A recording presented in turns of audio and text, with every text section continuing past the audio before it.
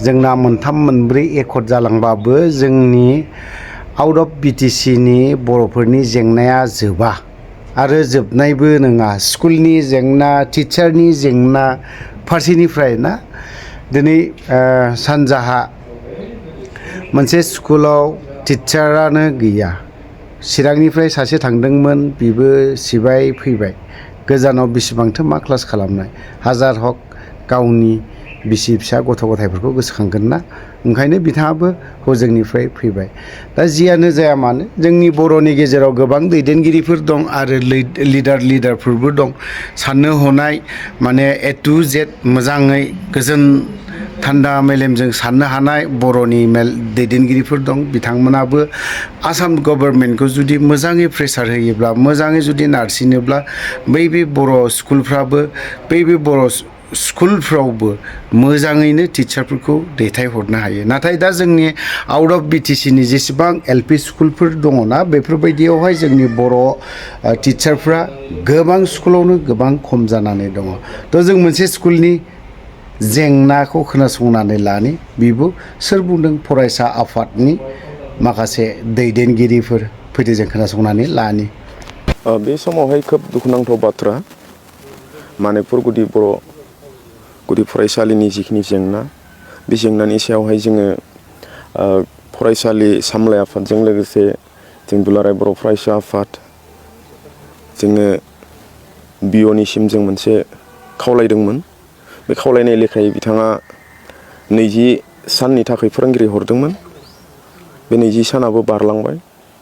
दा जोबनाय लोगो लोगोनो बे फोरोंगिरिया गावनि फरायसालियाव थांफिनबाय। दा बेवहाय फोरोंगिरिनि जेंना जाना दं, फोरोंगिरि गैया। दा ओंखायनो जों खावलायदोंमोन गभर्नमेन्टखौ जे थाबैनो बेवहाय फोरोंगिरि थिसनहरनांगौ, रिक्रुइटमेन्ट होनांगौ।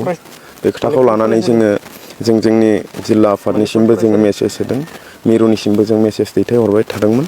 नाथाय गभर्नमेन्टआ बेनि सायावहाय जेबो प्रसेसखौनो लायाखै। दिनै बर' जातिनि थांनाय थैनायनिफ्राय लानानै, भाषानिफ्राय लानानै, सोलोंथाइनिफ्राय लानानै, हा-हुनि मोन्थाइनिफ्राय लानानै जोङो गोबां सोमावसारबोबाय। बे सोमावसारनायनि गेजेरजोंबो जों दिनै जाखिनि सुक्ति जाबोबाय थादों, बै सुक्तिफोरा जोंनि जाफुंजायैनि थाखायनो जों गेजेर गेजेर सोमावसारनायखौबो जों लाबोनो गोनां बायध' जादोंमोन। नै दिनै जिखिनि BSc मोननायनि उनाव BTC मोनदों, BTC मोननायनि उनावहाय BTR मोनदों। BTRनि जिखिनि मोनफ्रोमबो दफाफोर दं, बेखौ जुदि मावफुंजायोमोनब्ला दिनै बेबायदि अबस्था जानाय नङामोन, फैनाय नङामोन। जों बेखौ रोखा जों मोनथियो, मोनदाङो। नाथाय दिनै बेफोर माखासे हाबाफारिफ्रा मावफुंजायैनि थाखायनो दिनै जोंनि फरायसालिफ्रावहाय फोरोंगिरिनि जेंनाया बांसिननिफ्राय बांसिन जादों। जों मोननो हादोंमोन टेट आनजाद उथ्रिनानै फोरोंगिरि मावफैनाय चिरां जिल्लानिफ्राय जों मोननो हादोंमोन। बिथाङा BTRआव गोदानै एपइन्टमेन्ट मोनबावबाय होननाय खोनादों। ओंखायनो बिथाङा बेखौ गारनानै गावनि हम जिल्लायाव थांफिनबाय होननाय।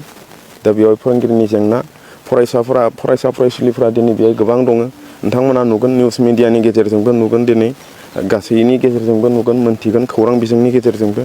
दा बेवहाय जिखिनि फरायसुलिफोर दं, दिनै बेयावहाय फोरोंगिरिनि जेंनानि थाखाय आंखालाव गोग्लैनो गोनां बायध' जादों। जों दुलाराय बर' फरायसा आफादानो जा, खौसेथि बर' सुबुं आफादानो जा, जों मोनसे सावरायलायदोंमोन दानि बावैसो एसे सिगां।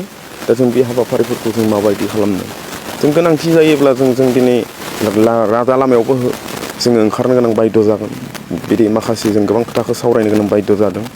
दा जोङो आसाम गभर्नमेन्टनिसिम जों आपिल खालामगोन, खावलायगोन थाबैनो जा एडुकेसन डिपार्टमेन्ट बा education minister doctor Ranoj Pegu, बिथांनिसिमबो जों खावलायगोन।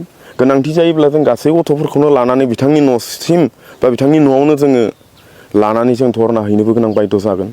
दा जोङो बिथांमोनखौ जों एपिल खालामगोन, खावलायगोन। दा जोङो हानायमानि जोंनिफ्रायनो जोंनि जिखिनि जोंनि गेजेरावहाय सोरबा BA पास जानानै थानाय, सोरबा मास्टार डिग्रि कमप्लिट खालामनानै थानाय, बिथांमोनखौ जोङो लेंहरनानै सावरायलायनानै बिथांमोननि सेराव जों थांनानै दान्दिसे बा साननैसो गभर्नमेन्टआ फोरोंगिरि एपइन्टमेन्ट होनायालागै नोंथांमोना बेवहाय फोरोंथ'नायखौ मावोब्ला मोजां जागोन होननानै जों रिकुवेस्ट खालामनायलाय बिथांमोनखौ जों मोननो हादों। बिस्तु बर', बिथाङाबो ग्रेजुवेसन, बिथाङाबो सिमेन्ट सापरिनिनो। लोगोसे जोंहा रायज्लायबावदों रिंखां बर' सिमेन्ट दख'रा दुलाराय बर' फरायसा आफादनि सोलोंथाइ नेहाथारि। जों बे काउन्सिलनि सिटनोबो जों फोरमायगोन जे जोंनाव फोरोंगिरिनि जेंना। दा जों दुलाराय बर' फरायसा आफाद आरो खौसेथि बर' सुबुं आफाद दख'रानि जों जयेन्टलि जों दिनै नायगिदिंफैदों। नायगिदिंनानै जों दिनै मोगा मोगि जानो गोनां जादों जोंनि उन्दै उन्दै फरायसा फरायसुलिफोरजों। आरो जोंनि जा फरायसा फरायसुलिनि दिथागिरि बिमा बिफा बिथांमोनाबो बेवहाय दंफैयो। जों बिथांमोनजोंबो रायज्लायदों, खुनु सिन्था खालामनो गोनांथि गैया जे जोङो जोंनि उन्दै उन्दै फरायसा फरायसुलिफोरखौ जिबायदि सोलोंथाइ होनांगौ जों बिनि